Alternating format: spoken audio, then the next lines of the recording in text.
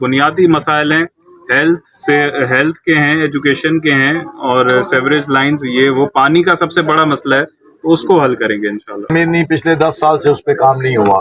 یہ ہمارے علاقے کی ایک سب سے بڑی مطلب ہے جو ہے ہمارے جو نعمت تھی وہ انہوں نے چھینی ہوئی ہے اور اس پہ کام نہیں کرنے دیا۔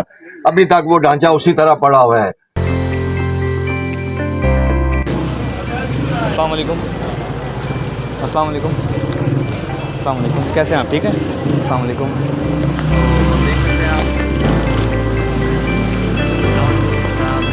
جناب ویلکم سرکار، ویلکم سرکار، ویلکم۔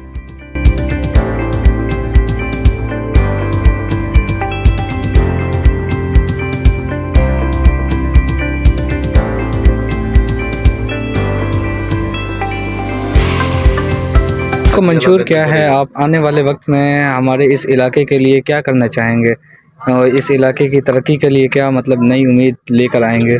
تو سوال مجھ سے کر رہے ہیں، آپ کو خود پتہ ہے کہ اس وقت ساری پارٹیاں اپنا اپنا منزل جو ہے وہ بیچ رہی ہیں اس وقت۔ اس علاقے میں بڑی بات نہیں کرتا، یہاں پہ کئی لوگ گواہ ہیں کہ حاجی مظفر شجرا صاحب، میرے والد صاحب جو ہیں، انہوں نے اپنے دور میں جو کام کیا تھا آج تک وہ کام پھر دوبارہ نہیں ہو سکا اس علاقے میں، جس میں اسکول، کالج، گیس، پانی، بجلی، روڈ، سڑکیں، ہاسپٹل وغیرہ، نوکریاں اور یہ ساری ترقیاتی کام اس میں موجود ہیں۔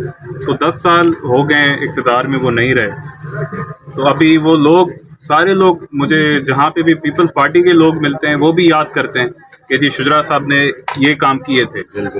تو ہمارا وہی عزم ہے کہ جتنی خدمت ہم نے پہلے کی تھی اس سے بڑھ چڑھ کے انشاءاللہ تعالیٰ، کیونکہ انشاءاللہ ہمیں پوری امید ہے کہ میاں نواز شریف صاحب وزیر اعظم بنیں گے، اور پھر جتنا ہمیں قومی سطح پہ ہم فنڈ یہاں پہ لگائیں گے انشاءاللہ یہ ملیر پورا دیکھے گا۔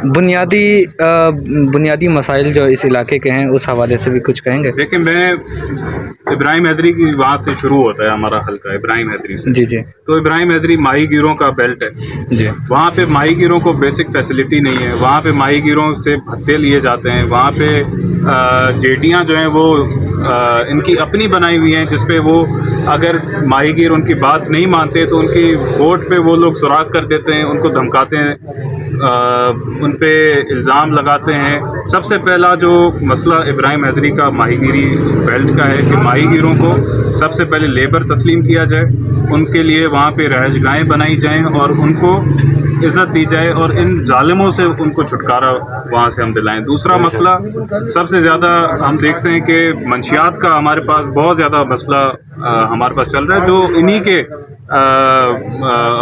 ان سے چل رہا ہوتا ہے، ایم پی اور ایم این اے کے توسط سے ہی چل رہا ہوتا ہے، کیونکہ انہی کا راج چل رہا ہوتا ہے وہاں پہ۔ تو منشیات پہ ہم بہت بڑی بات کریں گے۔ وہاں پہ اسکول نہیں ہے، وہاں پہ کالج حاجی صاحب نے بنوایا تھا، آج تک وہ بن نہیں سکا، کیونکہ یہ لوگ جو ہیں وہ جو ظالم یہاں پہ تھے وہ کبھی چاہتے ہی نہیں تھے کہ یہاں پہ ایجوکیشن سسٹم ہو تاکہ لوگوں کو شعور آ سکے۔ تو وہاں پہ بہت خستہ حالات ہے۔ ہمارے پورے ضلع ملیر میں آپ دیکھیں گے کہ نہ گیس ہے، نہ پانی ہے، نہ بجلی ہے، کچھ بھی نہیں ہے۔ تو بنیادی ہمارے پاس فیسلٹیز، جو بنیادی فیسلٹیز ہوتی ہیں ان سے ہی ہم محروم ہیں، تو ہم آگے کیسے بڑھ سکیں گے؟